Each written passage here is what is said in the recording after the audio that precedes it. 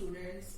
So our next chapter is chapter number 4 of class 12 chemical kinetics. Chemical kinetics क्या होता है? Chemical kinetics हमने सारी रिएक्शंस के बारे में पढ़ा है. सो जो केमिकल काइनेटिक्स होती है वो क्या होती है? जो हमारे रिएक्शन के रेट को बताए कि कितनी फास्ट कोई रिएक्शन हो रही है और कितनी स्लो कोई रिएक्शन हो रही है. तो उसके बारे में ये पूरा चैप्टर उसी के सराउंडिंग रिवॉल्व करता है कि कितनी रिएक्शन फास्ट होगी, कितनी स्लो होगी, किस तरह से क्या रिएक्शन का मैकेनिज्म होगा.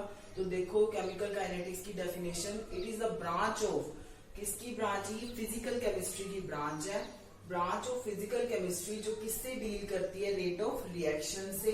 और कौन कौन से फैक्टर रेट ऑफ रिएक्शन पे अफेक्ट करते हैं, जैसे क्या कंसंट्रेशन का अफेक्ट है, क्या टेम्परेचर का इफेक्ट है. अगर टेम्परेचर का इफेक्ट बात करें तो उसके लिए आप अर्हेनियस थ्योरी पढ़ोगे, वो पूरी टेम्परेचर से रिलेटेड है.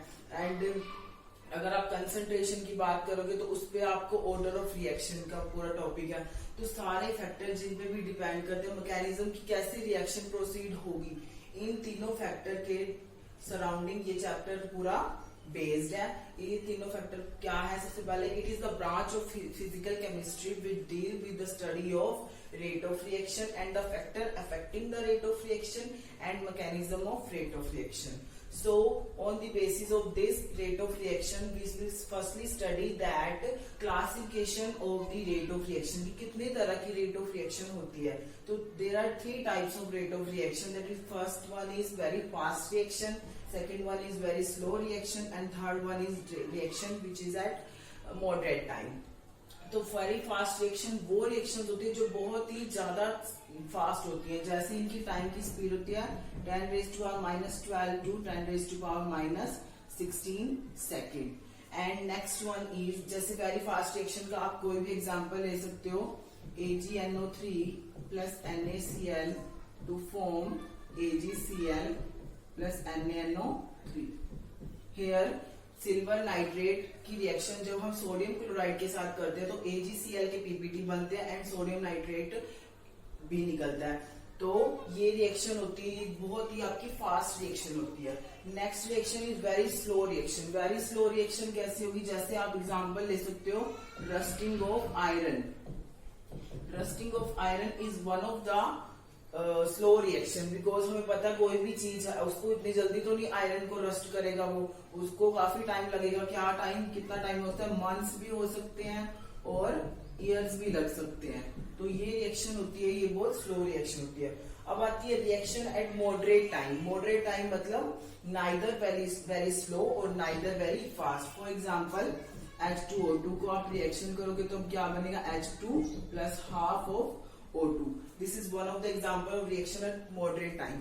अब देखो हमें क्या बताना है? रेट ऑफ रिएक्शन बताना है. This ROR is known as rate of reaction. So very fast reaction, इतनी ज्यादा फास्ट रिएक्शन, और आप ये देख सकते हो कि ये आयंस की फॉर्म में है. तो जब भी कोई रिएक्शन होती है तो क्या होता है उसमें? एनर्जी ब्रेकिंग बॉन्ड होगा, breaking of bonds occur, bond टूटेंगे, न्यू फॉर्म होंगे. तो इस टाइम पे जो एनर्जी निकलेगी, हमारी रेट ऑफ रिएक्शन किस पे डिपेंड करते हैं कि हर एक रिएक्शन में बॉन्ड अलग तरह से ब्रेक होते हैं. मान लो कोई स्ट्रॉन्ग है तो ज्यादा एनर्जी लगेगी, ज्यादा बॉन्ड ब्रेक होने में टाइम लगेगा. कोई वीक है तो कम एनर्जी देनी पड़ेगी. तो मॉडरेट टाइम में हमारे पास ये वाली वेरी फास्ट रिएक्शन है. इसमें क्या आयनिक स्पीशीज है, इसका हम रेट ऑफ रिएक्शन नहीं बताते. एक तो इसकी स्पीड बहुत ज्यादा है टाइम की, और साथ ही साथ आयनिक में क्या होता है? सॉल्यूशन में पहले से आयंस प्रेजेंट होते हैं, तो हम इसका रेट ऑफ रिएक्शन नहीं बता सकते. नेक्स्ट है वेरी स्लो रिएक्शन. इसका भी हम रेट ऑफ रिएक्शन नहीं बता सकते. तो हमने जनरली जो रेट ऑफ रिएक्शन पढ़ना है वो किसके लिए पढ़ना है? Only that reaction which is occur at moderate time. तो हमने इस वाली रिएक्शन मॉडरेट टाइम पे जो रिएक्शन होंगी उन्हीं के लिए हम रेट ऑफ रिएक्शन को आगे स्टडी करेंगे.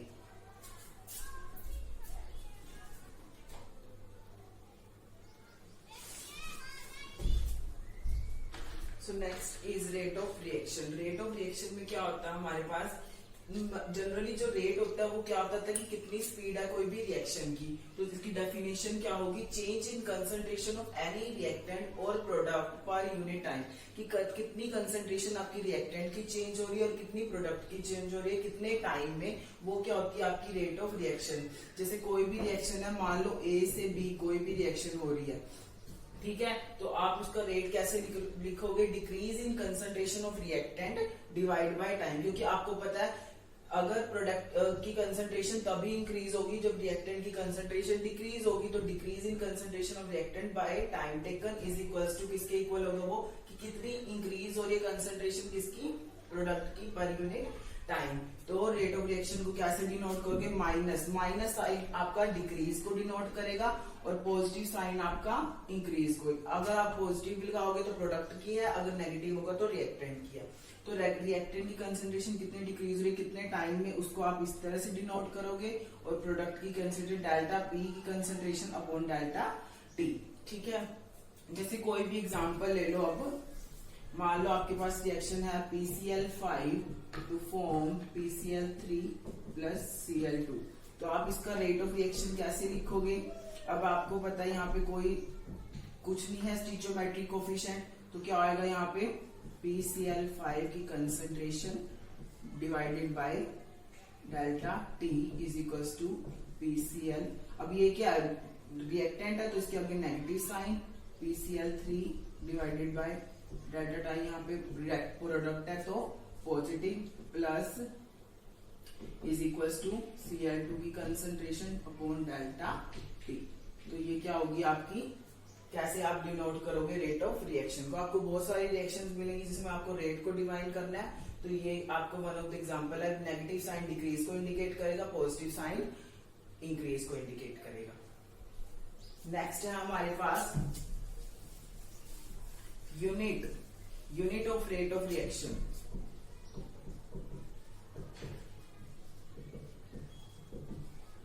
यूनिट क्या होगी, अब आपको पता है कंसंट्रेशन है, कंसंट्रेशन की यूनिट क्या होती है, मोल पर लीटर, या फिर आप इसको ऐसे भी दिखा सकते हो मोल पर लीटर, और नीचे क्या आएगा टाइम, ठीक है। तो इसकी यूनिट क्या हो जाएगी, मोल पर लीटर पर second. This is the unit of rate of reaction.